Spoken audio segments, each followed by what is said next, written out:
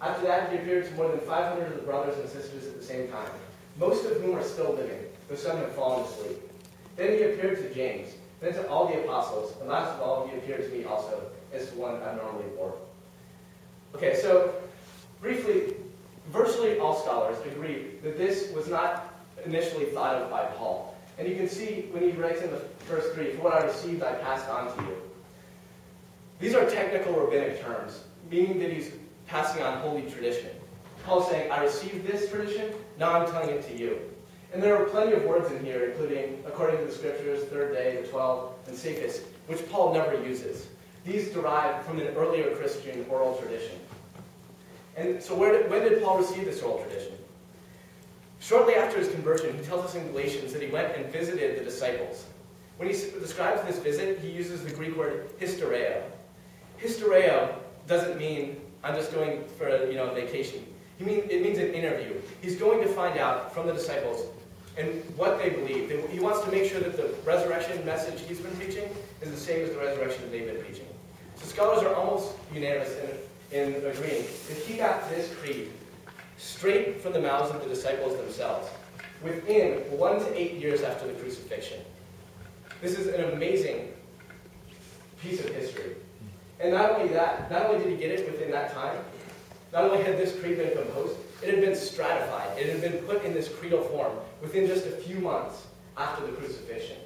As secular humanist scholar Michael Golder summarizes what everybody believes, which is that 1 Corinthians 15, 3-8 goes back at least to what Paul was taught when he was converted, a couple of years after the crucifixion. Okay? So, this leads scholars across the board to agree that these appearances happened. I'm going to read a few quotes from conservative scholar now, probably the world's top conservative scholar, N.T. Wright. It says that the empty tomb and the resurrection appearances are of historical probability so high as to be virtually certain, as the death of Augustus in AD 14 or the fall of Jerusalem in AD 70. Skeptical scholar E.P. Sanders calls these appearances virtually beyond debate at this point. And he says that Jesus' followers and later Paul had resurrection experiences is, in my judgment, a fact. What the reality was that gave rise to the experiences, I do not know. And even atheistic scholar Garrett Ludeman, who might be the most prominent opponent of the resurrection alive today, even he says it may be taken as historically certain that Peter and the disciples had experiences after Jesus' death in which Jesus appeared to them as the risen Christ. I want to let that last sentence sink in for a second, okay? Okay, great. What's the second? Here's the Jesus Seminar. This is Robert W. Funk, writing on behalf of the Jesus Seminar. There seems to be little reason to doubt that Paul had at least one visionary religious experience that he came to regard as an appearance of the risen Jesus. The fellows accordingly colored that statement red, for virtually certain.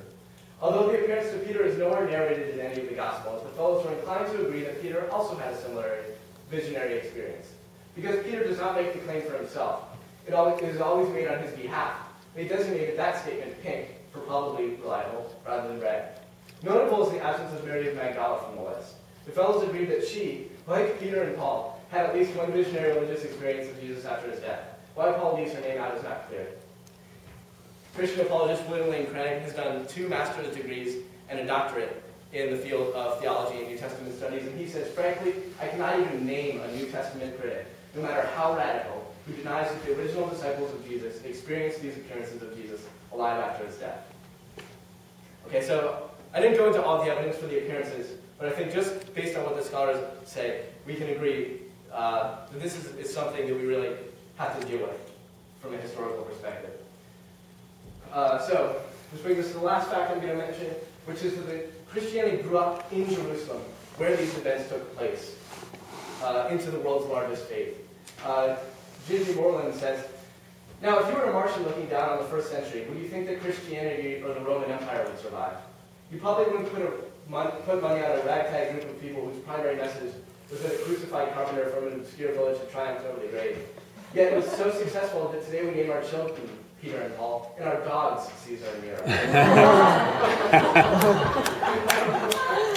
So, within just a few months, and a few years after the resurrection, thousands and thousands of Jews across Jerusalem gave up the traditions that had been in their families for literally millennia and exchanged them for a completely new set of traditions that included worshiping a man as God. C.F.D. Moore, a Cambridge New Testament scholar, wonders if the coming into existence of the Nazarenes, a phenomenon undeniably attested by the New Testament, rips a great hole in history, a hole the size and shape of the resurrection, what does the secular historian propose to stop it up with? So that's a good question, and that's what we're going to turn to now. First, though, let me recap all the evidence one more time, okay? Jesus of Nazareth was a wise, righteous man who lived during the 1st century A.D. He was an itinerant preacher who performed numerous exorcisms and successful faith healings, which he interpreted to be signs of the coming kingdom of God. He addressed God in the way a son addresses his father, and addressed man as someone with divine authority above and beyond that of the Old Testament prophets, both entirely unique in his 1st century Jewish context. He associated with sinners, loved his enemies, and was unjustly put to death by crucifixion around the year 30 AD. Several days later, his tomb was most likely found empty by some of his women followers. Shortly thereafter, he was seen in some sense on separate occasions by 1, Mary Magdalene, 2, Peter, 3, his disciples, and 4, Paul of Tarsus, who was previously a persecutor of Christians. It is also likely that he appeared to 5, his brother James, who was formerly skeptical of Jesus' ministry, and possibly many others. As a result of these appearances, these 5 sets of people came to believe suddenly and sincerely in his resurrection, and were willing to die for that belief, and almost all of them did. At this point, some people might say, well, I don't believe that story. This story is beyond debate, other than possibly the empty tomb. These are what the secular historian is saying. I'm not talking as an evangelical, I'm talking as a historian.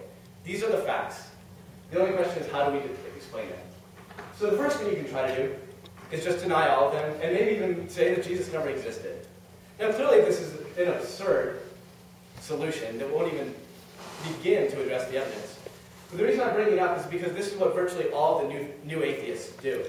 Richard Dawkins, Michael Martin, Victor Stenger, and Christopher Hitchens, among others, argue that Jesus never even existed. Now, the problem with this is that going up to an ancient historian and claiming that Jesus never existed would be like walking into an evolutionary biology department and claiming that the Earth is 6,000 years old. The ironic thing is that these new atheists do the former while mercilessly mocking the young Earth creationists who do the latter. It's a ridiculous double standard, in my opinion, that exists in higher education. If you reject the facts surrounding evolution, you're labeled as an extremist and an idiot. If you reject these facts surrounding the resurrection, you may well be considered a genius. If these facts don't fit in with your theological view, it's not the facts that need to change, it's your theological view that needs to change. Facts are facts, whether or not you like them. No, we have a real historical problem on our hands, and it's not going to just go away like that. So we need some sort of explanation. Naturalistic explanations include conspiracy theory. The disciples stole the body and lied about it. I don't think any scholar since the 1700s has advocated for this theory, and the reason, as we saw, is because the disciples' belief is just so beyond doubt that there's no way that anyone could argue that these guys stole the body. So that one has not been around since the 1700s. The next one, swoon theory. Maybe Jesus didn't actually die on the cross. He just fainted, he was buried, he got up after a few days and presented himself to the disciples. So there are 3 problems with this. First of all medical evidence says no way. Second of all, the Romans knew how to kill people. They were and third of all, and this citing David Strauss's critique in 1835, pointed out that even if somehow, against all medical evidence and all historical evidence, Jesus somehow managed to survive the crucifixion and come out and present himself to the disciples, there's no way that he could have inspired awe and worship. They never would have said that he's been resurrected. He would have been like bleeding all over the place and needed medical attention. Okay? So again, the amazing thing is that scholars, when they respond to this, they still cite David Strauss back in 1835, which is pretty amazing. So swoon theory, conspiracy theory, no chance. Hallucination hypothesis was popular during the 1800s, and it kind of died out. And recently, it's had a little bit of resurgence, by which I mean that there are like a handful of scholars who believe it today, who will advocate for it. So the hallucination hypothesis has a couple things in its favor. First of all, on very, very rare occasions, people have been rumored to have hallucinations of the same thing. Second of all, there are such things as grief hallucinations, in which someone will lose, maybe a spouse will lose their significant other, and shortly afterwards they'll have an experience where they have a hallucination and they see them, in some sense. So those are the things in favor of the hallucination hypothesis, but as we're going to see that it's still not even close to enough. So first, 5 things that count against the hallucination hypothesis. First of all, the empty tomb. If they were just hallucinations, the body should have been in the tomb. So either you have to deny the empty tomb and go in the minority of scholarship who says that, or else you need to come up with another naturalistic explanation for the empty tomb. Secondly, is the quantity of appearances. The standard hallucination hypothesis must include hallucinations, or these appearances, by Mary Magdalene, then Peter, then the 12 disciples, and then Paul, at the very least. Probably James, and very likely many others. But that's the very minimum. Now, let's do an exercise to see if this is possible. Everybody look over there, it's Jesus. Okay, did anybody hallucinate and see Jesus? Raise your hand. How many times do you think we would have to do that before the whole room hallucinated and saw Jesus? Okay. So, just from that alone, any of the stories about multiple people hallucinating are apocryphal at best, because hallucinations are inherently a subjective thing.